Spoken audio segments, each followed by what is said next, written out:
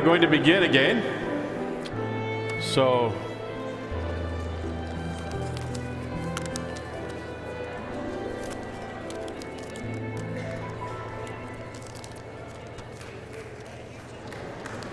welcome back.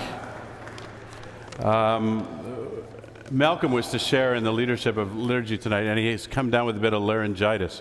He'll be with us again in the morning, but he's not with us tonight. But Cheryl is going to lead, and Dale and I will assist her with some of the readings. Iona Passage is a group of musicians who play at our own Iona service once a month, which is usually on the first Sunday evening of the month, and they are just remarkable musicians. So I'll introduce them to you.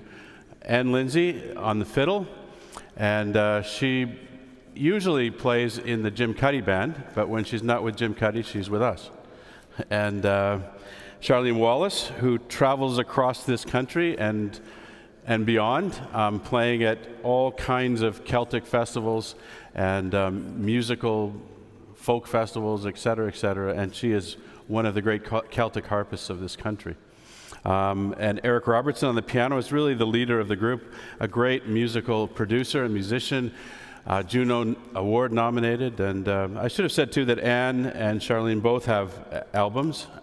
Eric has all kinds of albums he's made and produced, and I'm looking forward to the first Iona Passage album. We all are, so thank you. And Norm and Colleen are our singers. They will lead us in our singing.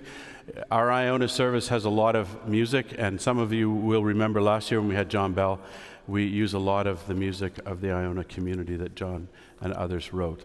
And so we're very grateful to our musicians. Our service that we put together is called Blessed Are the Peacemakers. And so we're really going to have 3 people come and tell stories about peacemaking.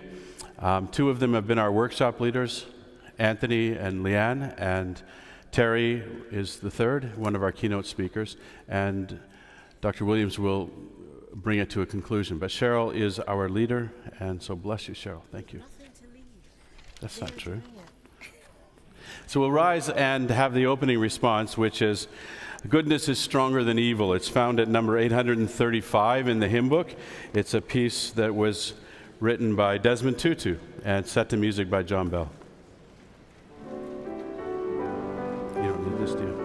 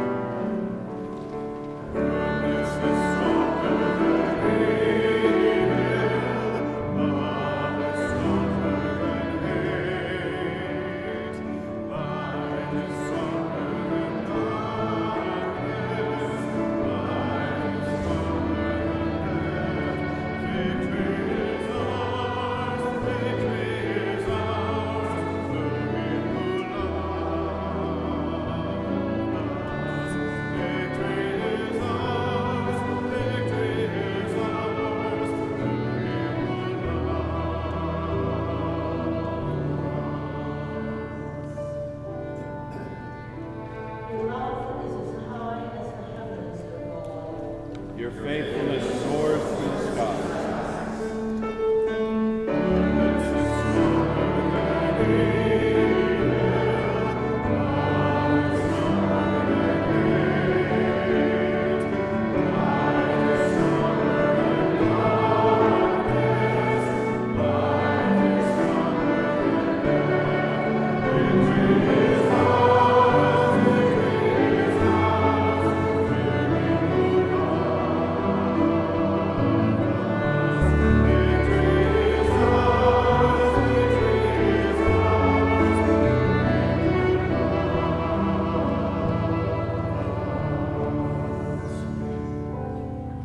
Your righteousness reaches the towering peaks.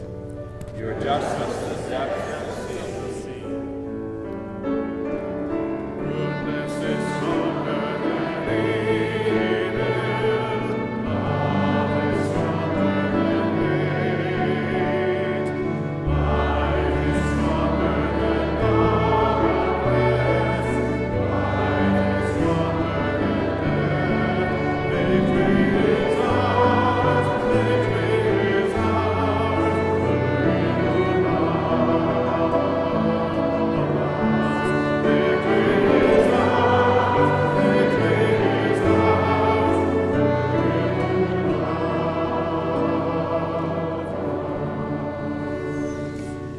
We shelter beneath your wings. We feast on the food you provide.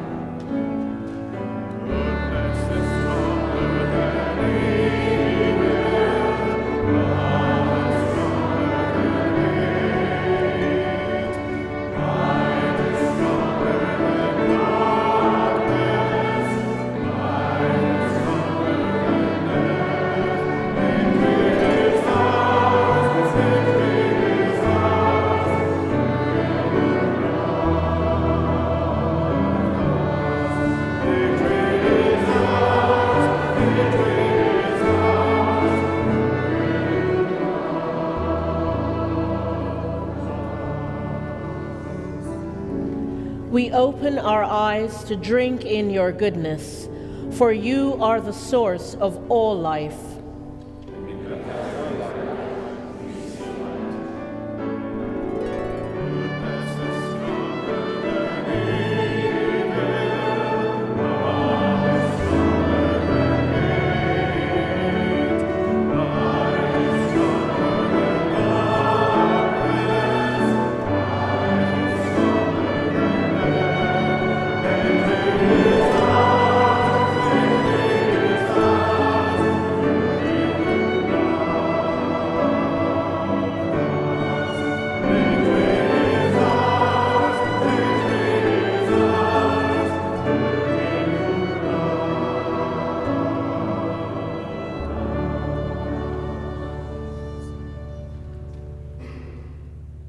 Together we pray.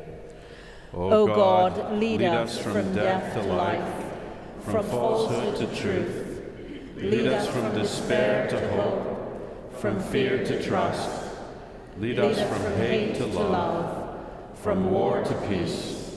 Let peace fill our hearts, our world, our universe. Amen.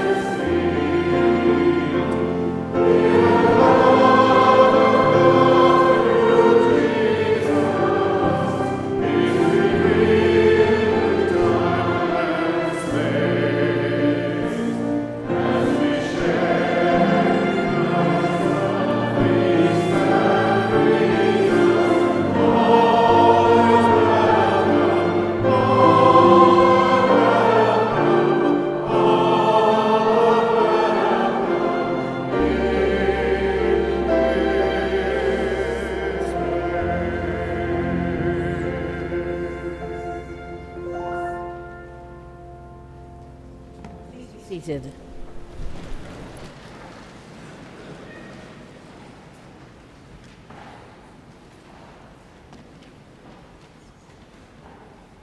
A reading from Matthew 5, verses 1 through 12. When Jesus saw the crowds, he went up the mountain, and after he sat down, his disciples came to him. Then he began to speak and taught them, saying, "Blessed are the poor in spirit, for theirs is the kingdom of heaven. Blessed are those who mourn, for they will be comforted. Blessed are the meek, for they will inherit the earth. Blessed are those who hunger and thirst for righteousness, for they will be filled. Blessed are the merciful, for they will receive mercy. Blessed are the pure in heart, for they will see God. Blessed are the peacemakers, for they will be called children of God. Blessed are those who are persecuted for righteousness' sake, for theirs is the kingdom of heaven. Blessed are you when people revile you and persecute you and utter all kinds of evil against you falsely on my account. Rejoice and be glad, for your reward is great in heaven. For in the same way they persecuted the prophets who were before you." The word of the Lord. Thanks be to God.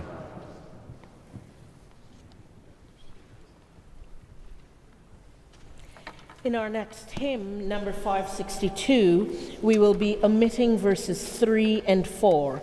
So we will sing 1, 2, 5, and 6. Please stand.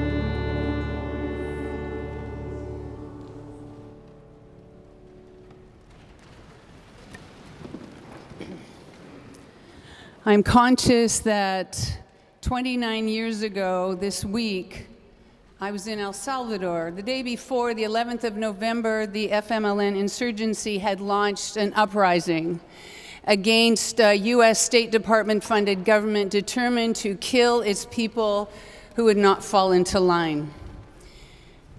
And my days, for many days, became marked by gunfire, machine guns in the street, tanks in the street, dead bodies in the street, and every single night for many nights, helicopter gunships dropping bombs on neighborhoods of dissent. That was the beginning for me of a vocation of peacemaking. So I want to talk a little bit about the kind of work that I do. The training that I do in war zones it's nonviolent conflict transformation. It's about economic literacy, getting at the economic roots of violence.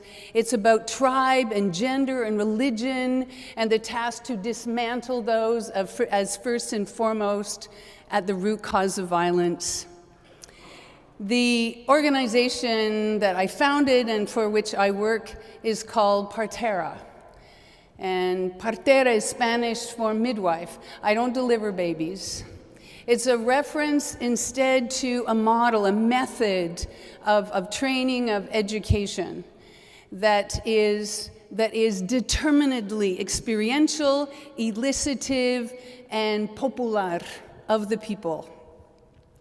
So imagine this. We are in an Episcopalian compound in Omdurman, not far from the edges of the East Darfurian Desert in Sudan. And the room is hot at 9 o'clock in the morning, maybe 37 degrees. It'll be 45 by the time we've finished. And the electricity might be working, so we might have fans or we might not have fans. And in a circle, sitting in a circle, are 20 people, 10 women, 10 men, half Christians, half Muslims. And this takes place a couple of hours, say, into the training. And a training that might last 10 days or 16 days. And I begin to walk around the circle, effecting a kind of late-term waddle. And I say to them, looking in their eyes one at a time, "You are pregnant. You are pregnant." Now, the women don't have a lot of problem absorbing that. But the men, you can tell this is a bit of a struggle. You can tell by their faces, they're sort of wondering, what have I signed on to? And I wonder, where is the nearest door? You are pregnant, I say to them. You are pregnant with the future for which you yearn. It's hard to give birth to your future. I am simply here as your midwife. Yes, I have a job to do, to create the conditions within which you will labor together, to support you in that work, to do risky things in here so that someday you can do them out there. I am simply your midwife. I accompany you. When I'm working with just Christians, I take with me Msara. I call her Msara. It's a North African name, suggested to be my Greek professor. And she's also actually from the Philippines, but she's doing a number of things. She's kneeling. She has her hands up over her face.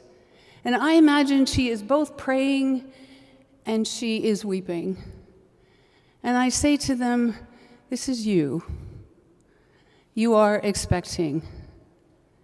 You are, I imagine, weeping in fear for what might lie ahead. I believe you are praying and you are kneeling. This is you. She's in rough shape. She's had a lot of kilometers underneath her. So now I want to switch settings. We're going to go to Northeast India. And Northeast India is different from the rest of India. The majority of the people are ethnically Mongolian. They are also, particularly in some of the 7 states of the Northeast, the vast majority are Christian. Some of them, like the state of Mizoram, is 100% Christian, and 90% of those are Baptists. Yeah, Adoniram Judson is responsible for all of those Baptists up there, millions of them. So I did my world religions course in 1987 in India. It was a wonderful experience. So 2013, I returned to India for the first time since then, and it was wonderful. So I walked in, and I'd had some communications with my liaison there, and I had expected at least to have some women in the group. Well, I walk in, and there are not 20 people, there are 40 people, and they are all men. And when they come in the door, they huddle. The Garos huddle over here, and then the Bodos over here, and the Rengma here, and the Karbis here, and the Naga here. The job then is to disrupt that. So before too long, I have them playing silly games, disrupting not only their preferred seating arrangement according to tribe, but also their ability to hate.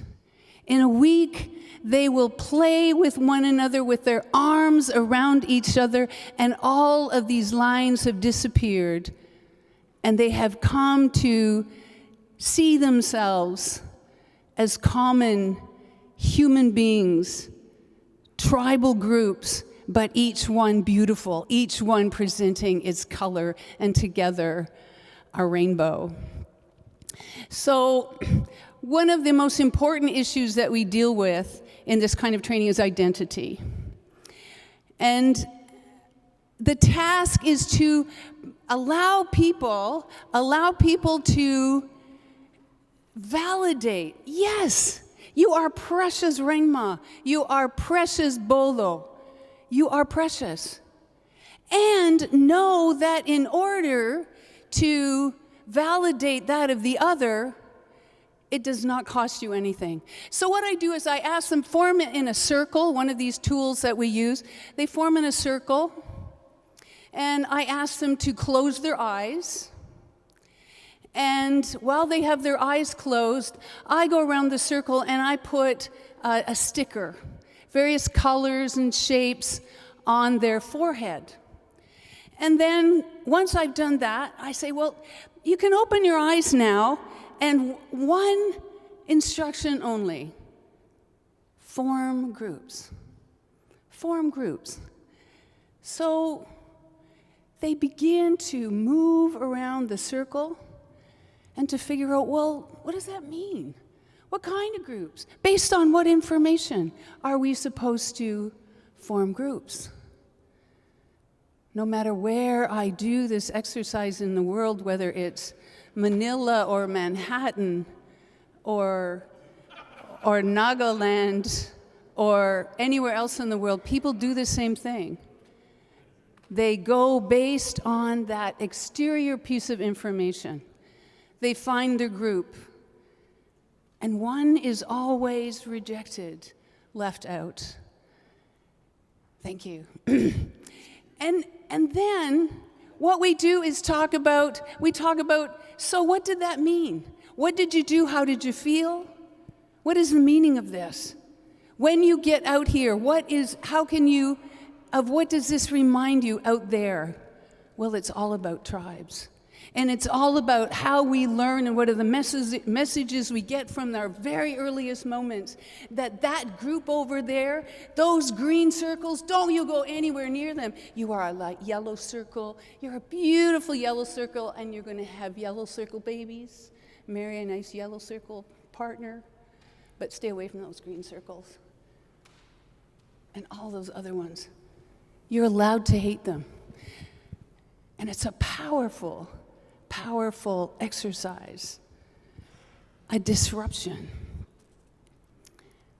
I went to Nagaland a year later, this time working with seminarians. And we had everyone in a group, and we were doing biblical peacemaking. And we looked at, sometimes what we do is role play. So one of the role plays I like to do with them is a Good Samaritan. One of those passages like turn the other cheek and so on that have been domesticated into total irrelevance, taken, ripped out of its context, and not understandable to current readers. So we did the role play, and everyone wants to cast themselves in the role of the Good Samaritan. And I would say to them, I don't know about here in Northeast India, but in my culture, the Good Samaritan is the guy who stopped to help me with my flat tire. Domesticated to utter irrelevance. But the people, Jesus' hearers, know how utterly, completely oxymoronic is good and Samaritan in the same sentence. Instead, cast ourselves, I suggest to them, in the role of the one beaten up, the one who is laying there, waiting and watching the church folks walk by because they might be late for a meeting, or more likely they are in fear of violating purity laws, more important than dealing with a man who's lying beaten by the side of the road. And instead, he's passing into unconsciousness. And then he feels a hand behind his head, and oil and water bathing him. And so my personal midrash on this, he opens his eyes, whether this is true or not, he can tell. This is a Samaritan. And I imagine also that there's this deep intake of breath. Oh my gosh! The very last person in the whole wide world from whom I would want to receive help, the very last person in the world from in front of whom I would want to be vulnerable. Oh my God, a Samaritan.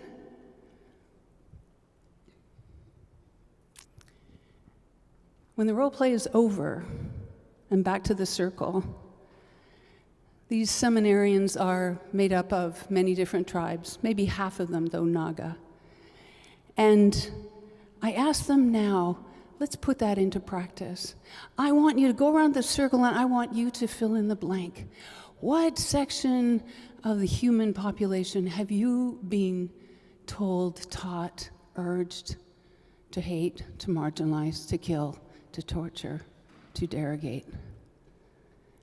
And I want you to tell us who it is. And it started with a young man. And he put his head down, and he started to cry. And he said, the good Naga of such disruptions, peace is made.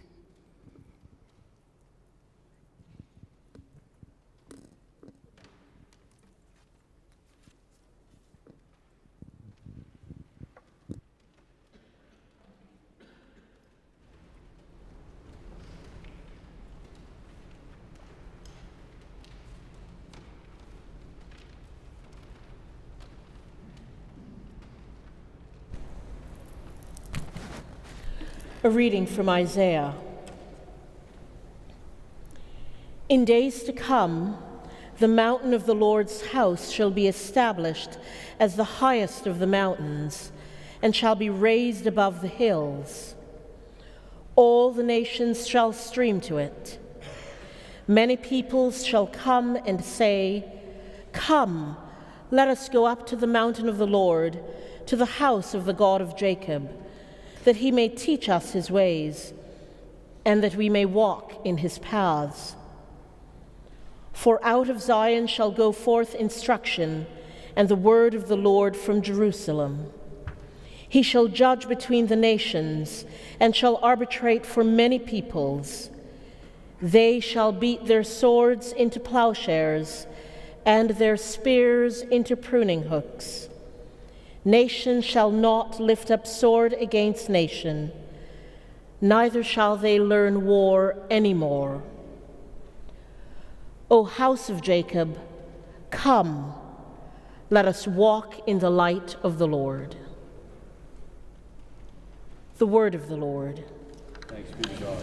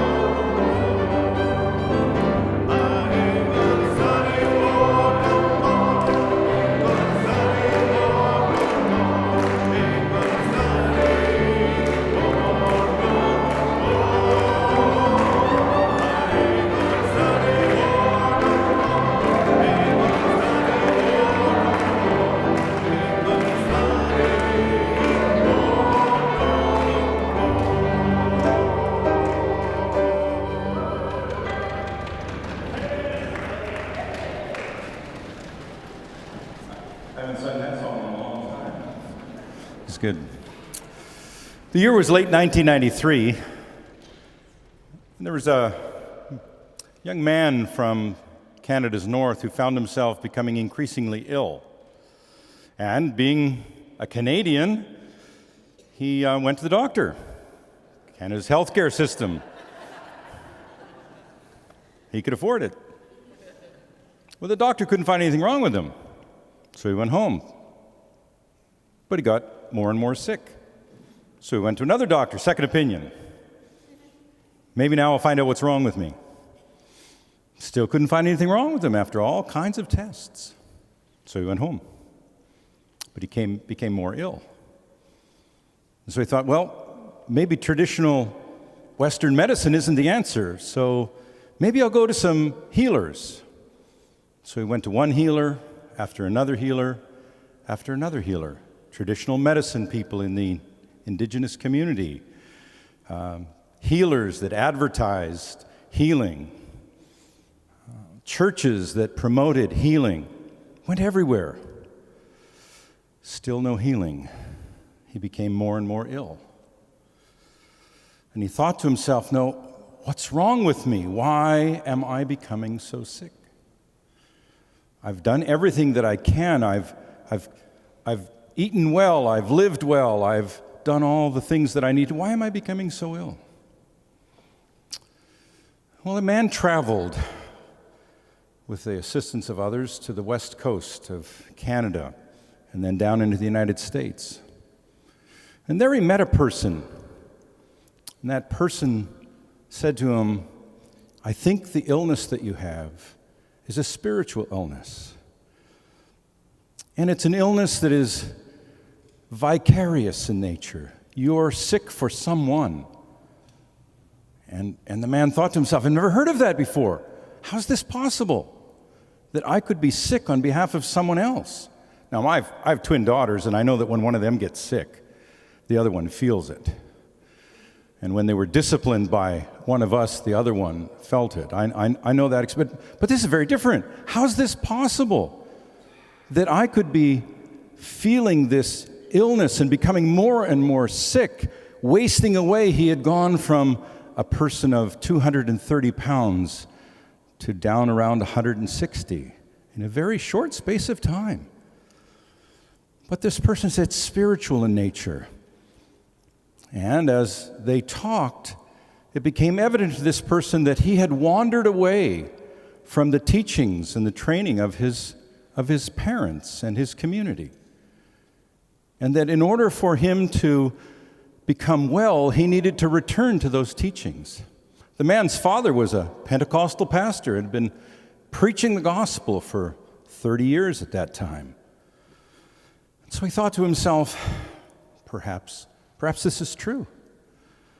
And he found himself in this small little place in northern Washington state at a little wee church, kneeling down with this pastor and restoring his faith in Christ, renewing himself in Christ.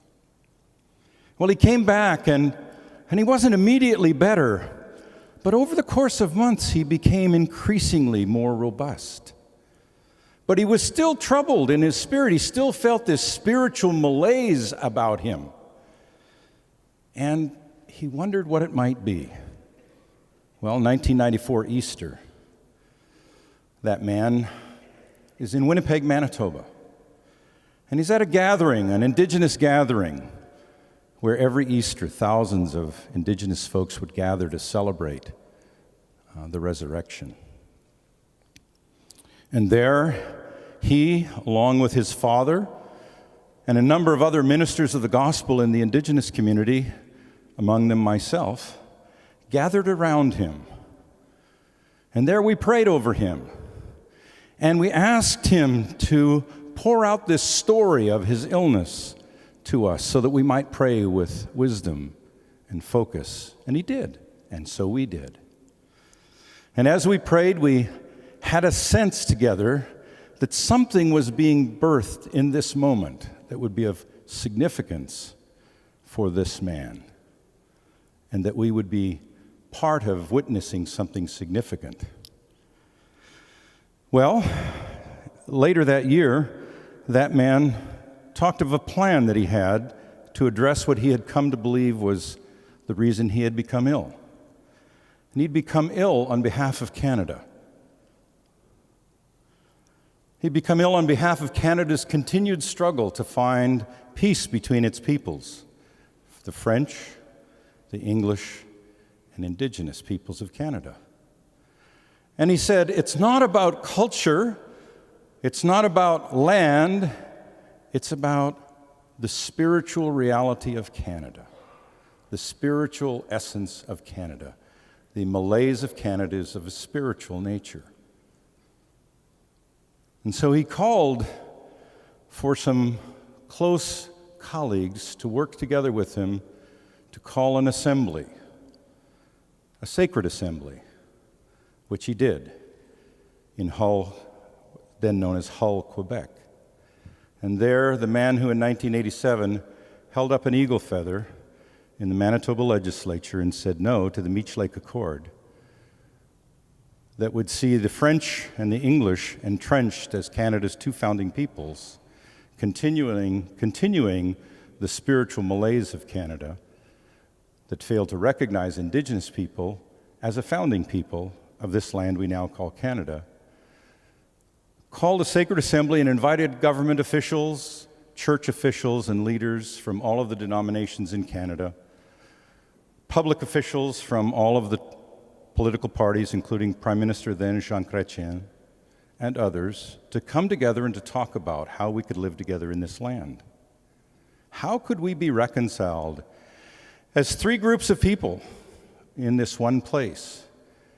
How could we be reconciled and live in peace? And there, over a course of a number of days, presentations were made. Religious leaders, traditional and indigenous spiritual leaders, political leaders, about what would it take for us to live together in this land. And the outcome of it was 2 documents that invited us to a different relationship. The one was titled A Proclamation of Reconciliation, and how we might live together in this land in a good way. I love the last song, Study War No More. Well, we don't have to have guns and swords in our hands to make war with one another. The war of words and disrespect, discourtesy, and the robbing of dignity from one another is adequate to make war against one another.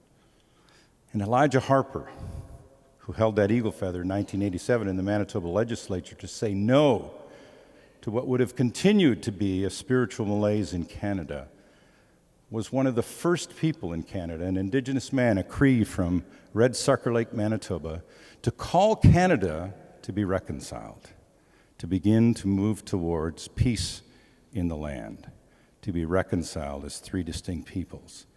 And as 4 of us, Murray Angus from the Canadian Council of Catholic Bishops, Lorraine Land from Citizens for Public Justice, Bruce Clemenger from the Evangelical Fellowship of Canada, myself, constructed those 2 documents, Principles and Priorities for a New Relationship, and a Proclamation of Reconciliation. We did so under the guidance of a man who had been very, very sick for Canada, and whose health recovered only when he responded to that spiritual illness that had befallen him on behalf of Canada. I'm not sure most of us know that Elijah Harper, a Cree from Red Sucker Lake, Manitoba, former chief of his community, spent a great deal of his life laboring on behalf of this nation that we now call Canada, that its 3 groups of people might live together in peace in this land. And things like the Royal Commission Report on Aboriginal People that had come out the year of the Sacred Assembly, and the Truth and Reconciliation Commission Report and the calls to action that came out just a short while ago, really are outcomes of the labor of people like Elijah Harper to bring reconciliation to this land.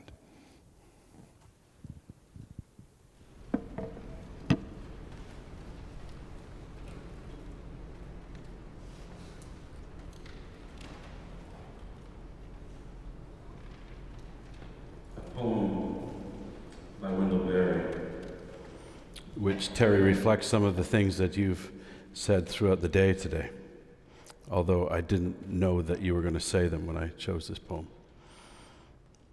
When despair for the world grows in me, and I wake in the night at the least sound, in fear of what my life and my children's lives might be, I go and I lie down where the wood drake rests in his beauty on the water, and the great heron feeds. I come into the peace of wild things, who do not tax their lives with forethought of grief. I come into the presence of still water, and I feel above me the day-blind stars waiting with their light. For a time, I rest in the grace of the world and am free.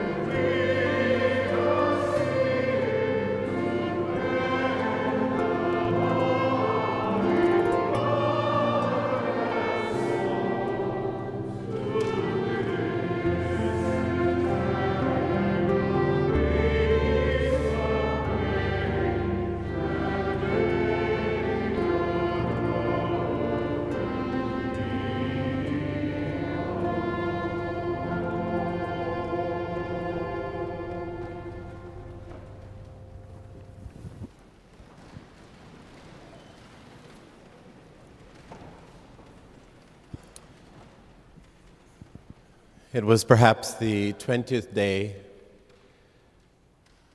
of the 30 days that I took to walk the Camino de Compostela last year. Starting off in Saint-Jean-Pied-de-Port, all the way to Festera. It was on that 20th day, I believe, that I had one of the most profound conversations in my life. It was in the territory of the northern part of Spain, on the Camino called the Meseta. I went by myself, met a number of people, but on this particular day, as I walked, setting out early in the morning, it was about mid-morning, and up beside me came a man that I later discovered was an ex-Singaporean soldier. We exchanged some brief pleasantries,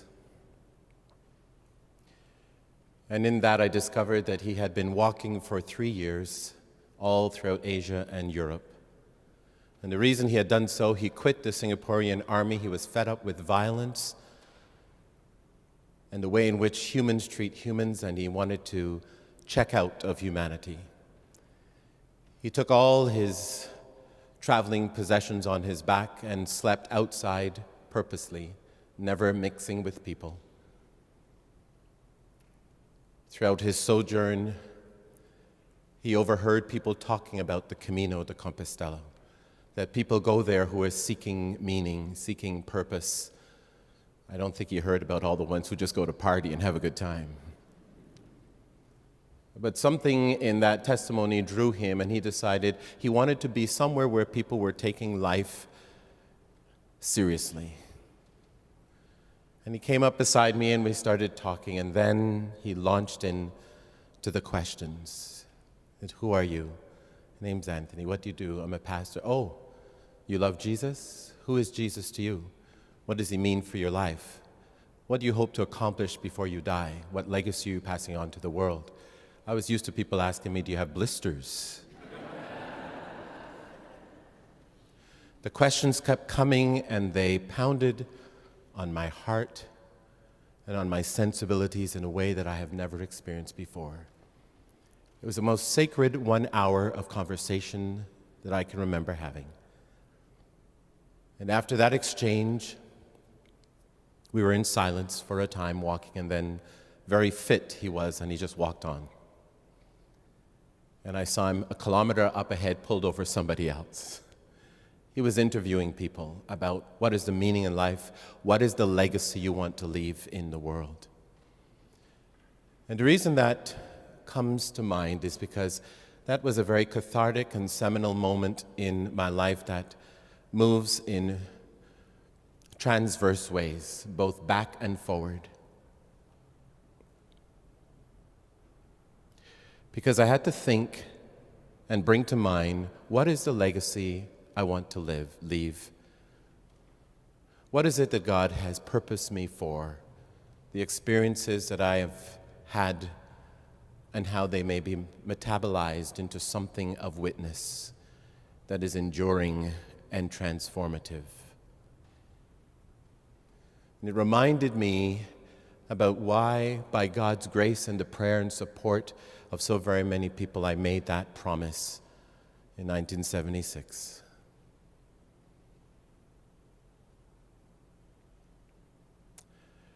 My brother and I were out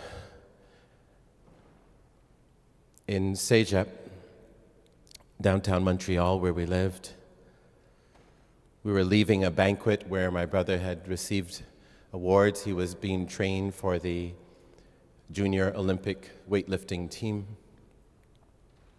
On our way home, a car stopped in front of us and reversed and smashed into us. We were driving our dad's car, and we were absolutely horrified, thinking, oh, how are we going to tell our father about this? The man got out, and he said, oh, he was in Montreal, je m'excuse, je vais appeler la police. I'm going to go call the police. No cell phones in those days. Walked down to a bar, my brother and I, looking at our car and the damage, only to hear voices behind us. We turned around, and that man had gone and gotten 3 others. and all we could hear them yelling as they came toward us with knives. Allons-y tuer les nègres, let's go kill these niggers. My brother was much bigger than I, and 3 of them went after him. 1 came after me. In the ensuing fight, wasn't much of a fight. They stabbed him through the heart and took off, and he bled to death in my arms on the street.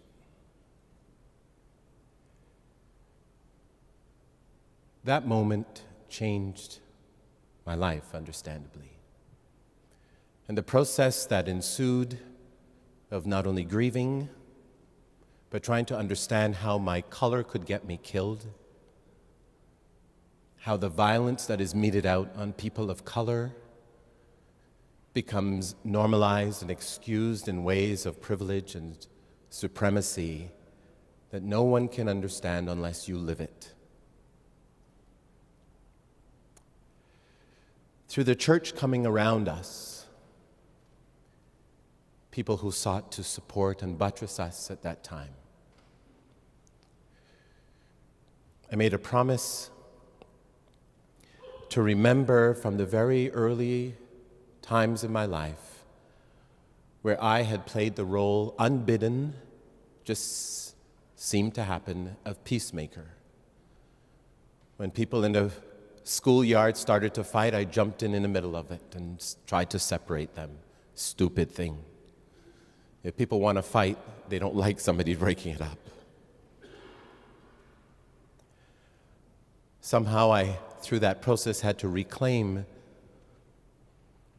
that very early vocation, of which I knew very little, only that is who I am.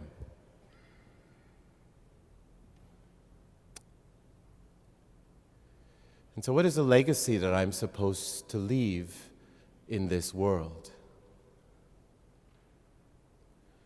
One that is born of brokenness and murder and violence and structured ways of dehumanizing certain parts of humanity. What is the witness to the gospel?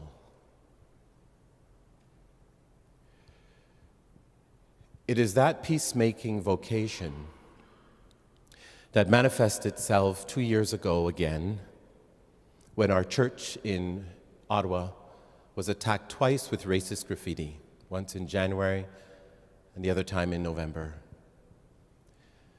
In January, not only was there racist graffiti, but there were gang signals and graffiti on our church that was intended particularly for me.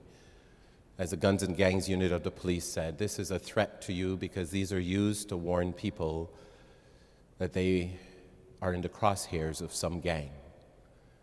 The ensuing Sundays, the police presence at our church and around was palpable. In November, when this happened again, it wasn't only our church, but it was also a synagogue and a mosque, a rash of hate-filled, racist, anti-Semitic, anti-Muslim graffiti in Ottawa. The young man was caught just shy, 3 weeks shy of turning 18, and so there was a debate about whether he should be tried as a juvenile or an adult. I had the opportunity to go to the juvenile detention center to meet and sit with him for an hour and to talk, and to host the vitriol and to host the violent language and the racist animosity. To take that and absorb it, remembering the cadences of pain and tragedy, and praying urgently that somehow I communicated to this young man a word of grace and a word of peace. Fast forward. The trial took place. I argued that he should be tried as a juvenile, not an adult, because then he could get counseling and rehabilitation. If he went to adult prison, that would not have happened. God is great. God is faithful. I took a lot of heat from many in the public in Ottawa who felt that when I spoke on the media and talked about holding no animus towards this person, seeking love and restoration and transformation for him. Some people called and they emailed and said, "Are you crazy? You're letting him off the hook. What are you, stupid Christian stuff?" That's not what you're supposed to do. Even more so is that what I discovered and the police told me is that they found in his phone Google searches on me. It seemed as if he was trying to find out where I lived.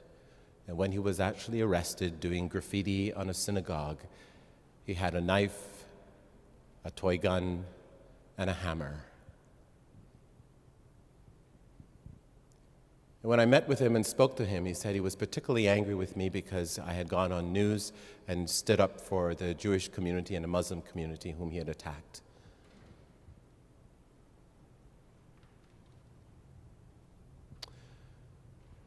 This young man has served a sentence, is out on parole. We, in a small group of our congregation, are in a collaborative relationship with him. We do not meet with him, but through an intermediary, communicate. There's been incredible transformation in him. He's working in a particular field, could not afford some particular equipment that he needed for the job.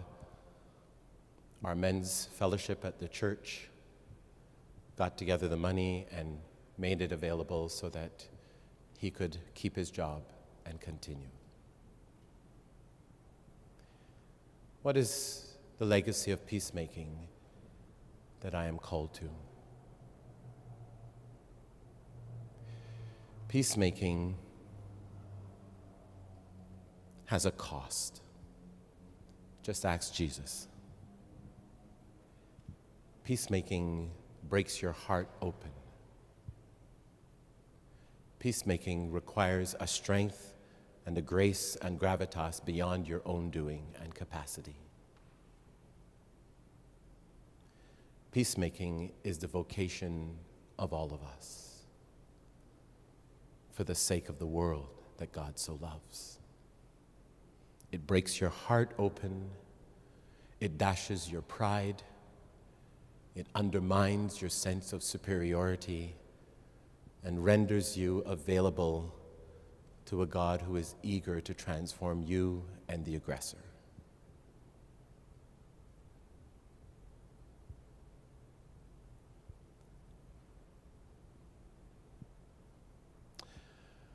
Our church also paid a price. The racialized people in our congregation and our children and youth in particular were very much disturbed. Some told me, when I go to school, I get called names and things happen. This church has always been a safe place, and it doesn't feel safe anymore after this. There is a cost to being a peacemaker in service of God. It's not about glorifying anything. It is about trying to ask and answer that question that was posed to me by the ex-Singaporean soldier. What do you hope to achieve? What legacy do you hope to leave before you die? What is the most urgent calling upon your life about which you can bring to bear your gifts, your energy, and your faith? Who will you be?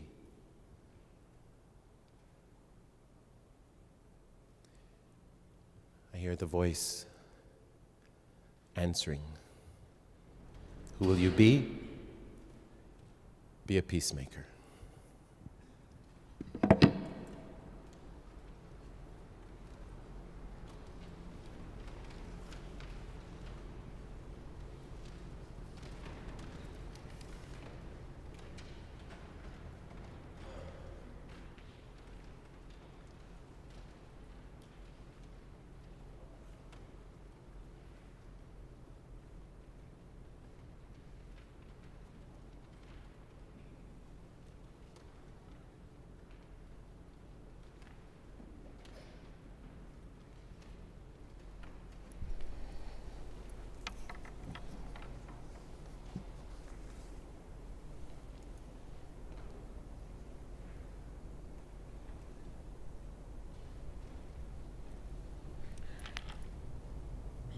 After that story, it is appropriate that we make our commitment in the words of the prayer of St. Francis.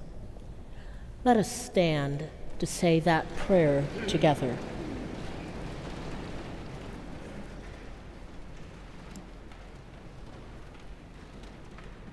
Lord, make me an instrument of your peace. Where there is hatred, let me so love. Where there is injury, pardon. Where there is doubt, faith. Where there is despair, hope. Where there is darkness, light. Where there is sadness, joy. O divine Master, grant that I may so much seek to be consoled as to console, to be understood as to understand, to be loved as to love. For it is in giving that we receive, it is in pardoning that we are pardoned, and it is dying that we are born to eternal life. Amen.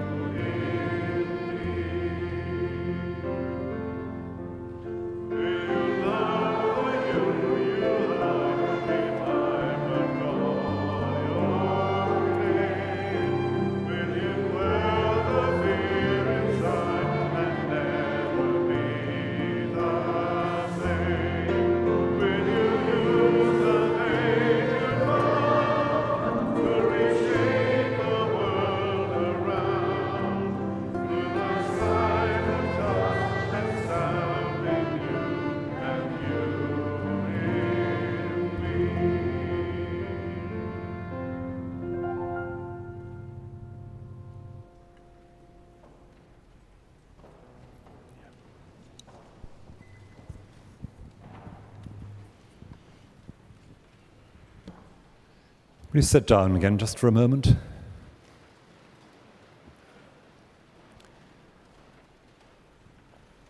One very short final story, not from my own experience, but a story that for a long time has echoed in my mind. He was a teenager when he was first abducted from his home probably about 15 or 16, and taken overseas to be sold as a slave. He spent a couple of years in his first place as a slave, doing an assortment of menial and filthy jobs, and then was sold on to a slightly less brutal master. He managed to escape against all probability, making his escape through the woods. And apparently one night he woke up in the middle of the night, sleeping under the trees, shaking all over, speaking in tongues. Something that had never happened before, and we don't know if it ever happened again for him. He found some other people making for the coast, and they managed to get onto a ship and had a difficult voyage back to the country he was born in. That experience in the wood shaped his life in all kinds of ways, although he'd had a nominally Christian upbringing. It gave him the conviction that the call that lay on his life was to go back to where he'd been a slave and to announce to those who had enslaved him that they didn't have to be slave owners. Not only had he been delivered from slavery, he wanted to deliver others from enslaving. It became a major motif in the ministry he exercised. His fellow countrymen, the Christians around him, were not particularly enthusiastic about this idea because, of course, they hated the people who had raided and enslaved. He was, for most of his life, at odds with the church establishment. Never an easy man, and never a man whose estimate of his own abilities and his own calling was at all modest or retiring. He left us a note about his early experience, a letter of protest he wrote about the slave trade to somebody in his native land. He also left us a prayer, which I want to use as part of the final blessing. For those who haven't yet worked it out, his name was Patrick, born in Britain, evangelist of Ireland. And he left us that story of his early years. We think of Patrick as the saint arrayed in full pontificals, in stained glass, and in statues in Catholic churches around the world. Not quite like that, but somebody of vivid flesh and blood experience, and of an experience which could be tragically paralleled in so many places as we speak and pray tonight. So I'm going to end with Patrick's own prayer for deliverance, and then, because this evening has had a Celtic undertow, I'll say the benediction in Welsh.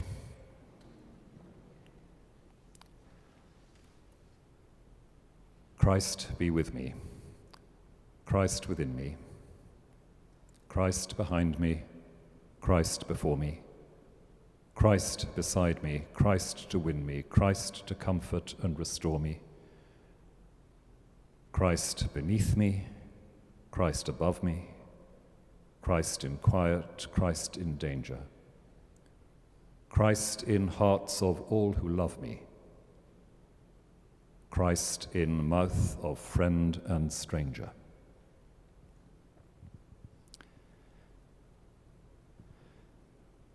Tangnefedd Duw sydd uwchlaw pob deall, a gadw eich colonnau eich meddyliau, yng ngwybodaeth a chariad Duw a'i fab ef Iesu Grist. A bendith Duw holl o lleo, gytad ar mab ar ysbryd glân, a fo yn eich plith, ac a drígo go an wastad. The peace of God, which passes all understanding, be with you and keep you this night and always. Amen.